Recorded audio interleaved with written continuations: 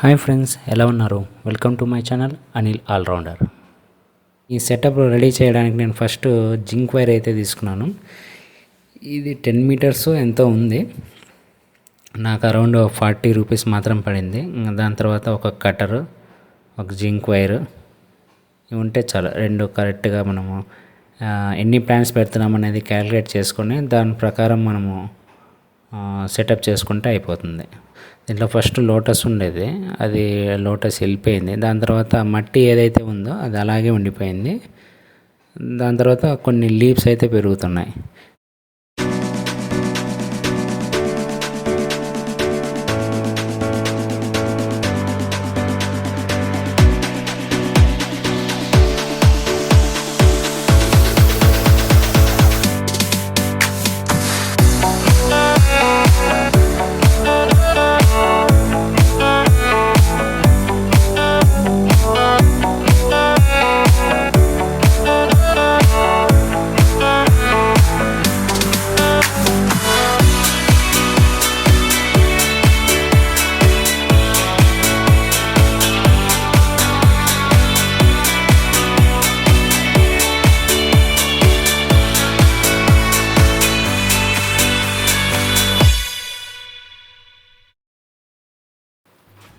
ఈ పాట్ యొక్క outer surface అంతా క్లీన్ చేస్తున్నాను, కానీ వాటర్ లోపల చూసినట్లయితే బాగా కొద్దిగా మనకి వాటర్ అనేది డిమ్గా కొద్దిగా డర్ట్గా కనిపిస్తుంది. ఇది ఎందుకంటే లోపల బాగా మట్టి అనేది న్యాచురల్గా బ్యాక్టీరియా, దాని తర్వాత ఫంగస్, పాచి ఇవన్నీ న్యాచురల్గా దాంట్లో ఉంటాయన్నమాట. దీనివల్ల ఏమవుతుందంటే ఫిషెస్ న్యాచురల్గా బాగా పెరగడానికి కన్వీనియంట్గా ఉంటుంది. ఇప్పుడు ఈ పాట్కి వచ్చేసి మనం కొన్ని వాటర్ ప్లాంట్, దాని తర్వాత మనీ ప్లాంట్ కొద్దిగా అవుట్ సైడ్ డెకరేట్ చేసేసి అంటే వాటర్ సర్ఫేస్లో, అప్పుడు ఇది బాగా ఇంకా కన్వీనియంట్గా ఉంటుంది. వాటికి కొద్దిగా ఎక్కువ డైరెక్ట్ సన్లైట్ పడకుండా కొద్దిగా షేడ్ కూడా పడుతుంది అన్నమాట. చూడ్డానికి కూడా బాగుంటుంది.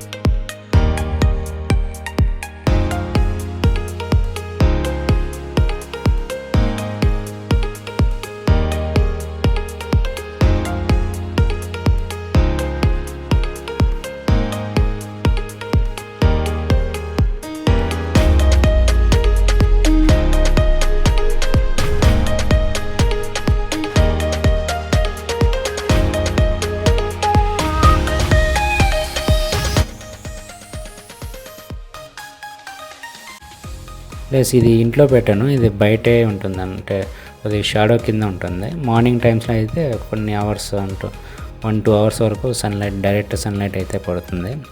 దీనివల్ల ఫిషెస్ బాగా హెల్తీగా ఉంటాయి, ప్లాంట్స్ కూడా, వాటర్ ప్లాంట్స్ కూడా బాగా హెల్తీగా పెరుగుతాయి.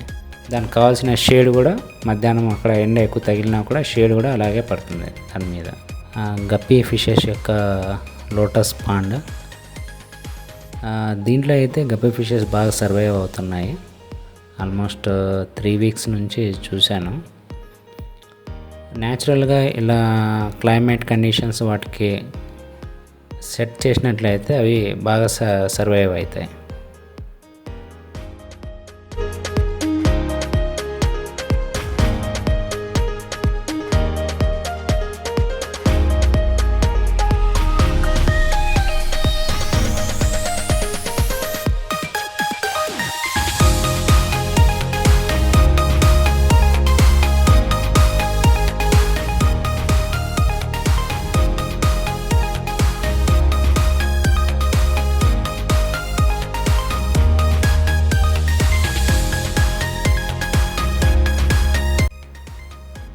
సో ఇది ఫ్రెండ్స్ టోటల్గా గప్పీ ఫిషెస్ యొక్క లోటస్ పాండ్ వీడియో. ఈ వీడియో మీకు నచ్చింది అనుకుంటున్నాను. నెక్స్ట్ వీడియోలో ఇంకొక ఇంట్రెస్టింగ్ కంటెంట్తో మీ ముందుకు వస్తాను. Thank you for watching.